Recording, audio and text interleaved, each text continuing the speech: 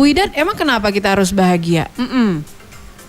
Iya, karena kan memang sebenarnya bahagia itu sumber sehat ya. Maksudnya kita untuk sehat secara fisik dan mental itu bahagia gitu loh. Karena hormon-hormon bahagia itu kan mendorong kita juga bisa secara mood kita enak, secara fisik juga sehat. Sumber penyakit yang paling utama itu kan pasti dari hati. Kalau kita bawaannya udah kesel, bete, marah, kecewa, itu otomatis akan daya tahan tubuh juga menurun gitu kan. Jadi setuju banget gitu ya. Setuju banget sama yang Ibu Widat bilang tadi. Pikiran itu bisa membuat kita menjadi nggak sehat. Benar.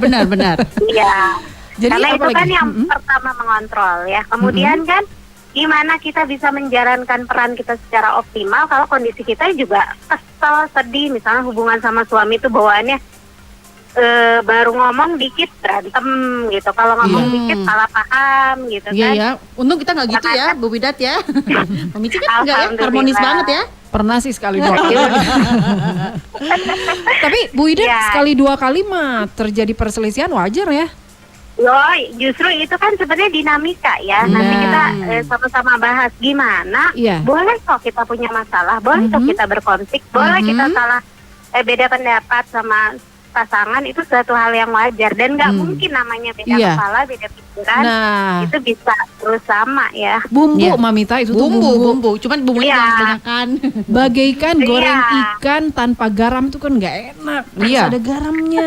Harus ada garamnya, bawang putihnya ketumbar ya kan, kunyit.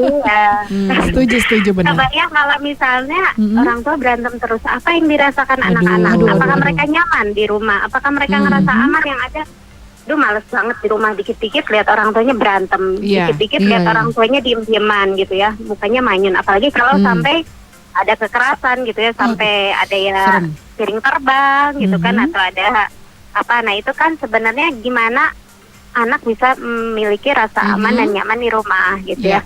Kemudian juga kalau kita bahagia itu nanti kita bahas gimana kita bisa membuat semua anggota keluarga, khususnya di sini orang tua, bisa merasa diakui, dihargai satu sama lain gitu kan. Dengan seperti itu juga kan otomatis potensi apapun yang dimiliki masing-masing itu bisa keluar dengan optimal gitu ya. Dan hal-hal negatif akan terhindar. Misalnya kebayang kalau misalnya di rumah berantem terus sama istri, ini kan keluar di luar curhat ke orang.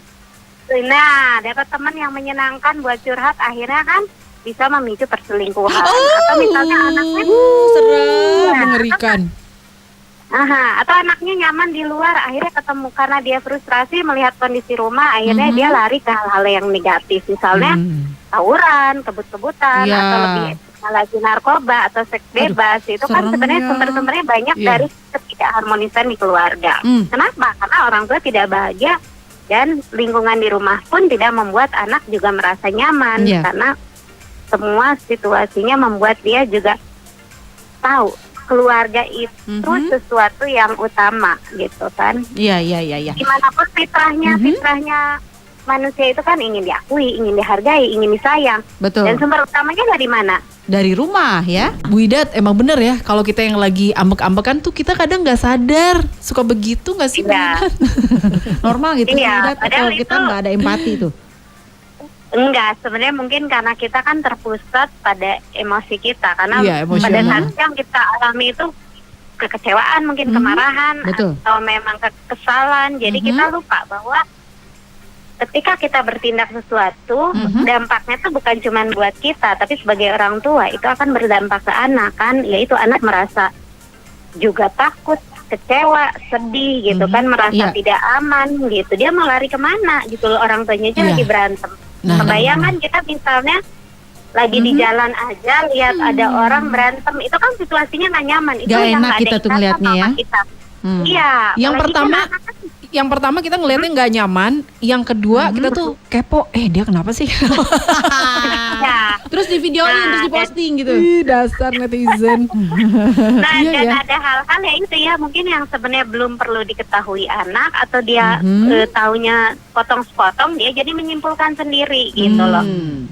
Itu kan juga jelek jadinya ya kan. Karena dia nanti punya penilaian yang mungkin nanti akhirnya dia tidak menghargai ibunya atau ayahnya, mungkin dia juga punya penilaian yang buruk gitu, karena kan ada informasi yang sepotong-potong yang nggak lengkap gitu. Nah, oke.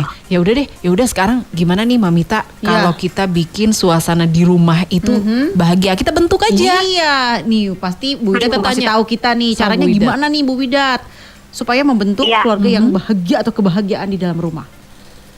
Iya betul. Nah sebenarnya kita lihat dulu sebenarnya gimana sih indikatornya kalau kita itu udah bahagia tuh ya sebagai orang tua gitu ya.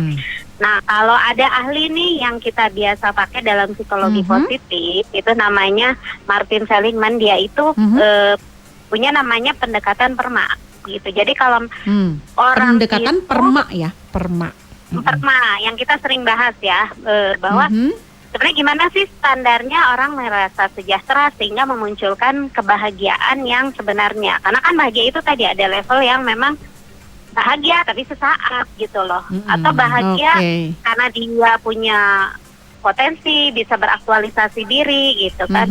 Tapi ada kebahagiaan yang tertinggi itu memang bahagia yang memang karena hidup kita bermakna gitu ya. Itu yang bahagia yang real gitu.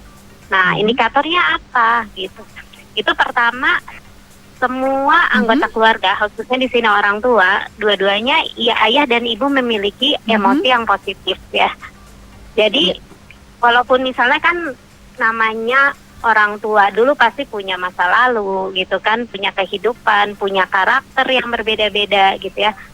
Tapi itu tidak menjadi hambatan untuk bisa mencapai masa depan yang bahagia gitu. Jadi tetap sebagai orang tua dia punya harapan, dia bisa menikmati hidupnya, bisa menikmati perannya, bisa optimis melihat masa depan. Dan melihat segala sesuatu itu dengan sudut pandang yang positif gitu ya. Jadi emosinya akan selalu positif gitu. Wah, kita harus ngebentuk emosi positif itu ya. Emotion itu ya, susah-susah gampang. Tapi kita harus coba nih. Betul. Iya, jadi kita memang harus sudah alarm kalau misalnya kita lihat ternyata kalau kita melihat sesuatu selalu negatif, berarti kita belum bisa memunculkan kebahagiaan gitu kan, karena pikiran kita masih negatif thinking, berarti belum melihat sesuatu itu dari sudut yang positif, belum optimis, belum bisa melihat sesuatu dengan sudut pandang yang membuat kita punya harapan gitu. Wow, PR kita nambah nih. Harus diperbaiki tapi ini enaknya kalau udah ngobrol sama psikolog. Jadi kayak kita tuh berobat jalan. Iya dong. Jadi hasil dari talk show ini selain buat mami yang sedang mendengarkan, buat diri kita sendiri Bu Widat. Nanti pas Bu Widat ada talk show lagi yang Bu Widat, pasti ada perubahan dari Mamita Mamici. Lebih positif orangnya nanti. Iya kan? Amin. Terus setelah itu Bu Widat setelah ada positive emotion positif, itu lalu apa lagi tuh yang harus kita bentuk di dalam rumah? Terus kita terlibat ya, maksudnya jadi sebagai orang tua kita sama-sama tahu peran kita apa dan kita terlibat dengan semua proses kita, peran kita sebagai orang tua itu dengan senang hati, kita menikmati. Emang itu ya, kita sudah memilih untuk menikah, kita sudah diberi amanah punya anak, bagaimana itu dijalankan dengan proses yang senang hati. Memang pasti ya, kadang ngurus anak tuh ya, apalagi 3 ya Bu Widat ya. Curhat ya. Mama, curhat Mama. Kenapa kadang-kadang anaknya suka bikin kesel nggak Mamita, atau misalnya suami ini tiba-tiba pulang kerja marah-marah nggak jelas gitu, pernah sih pernah. Ada normal, tapi lebih ke anaknya yang kesel sama ibunya. Kalau ibu aku pulang ya? Iya benar, mami kan aku janji roti bakar pagi-pagi, kenapa rotinya nggak dibakar, cuma diselein biasa. Itu bisa jadi masalah loh pulang kita kerja. Ya kan lupa, kita takut terlambat.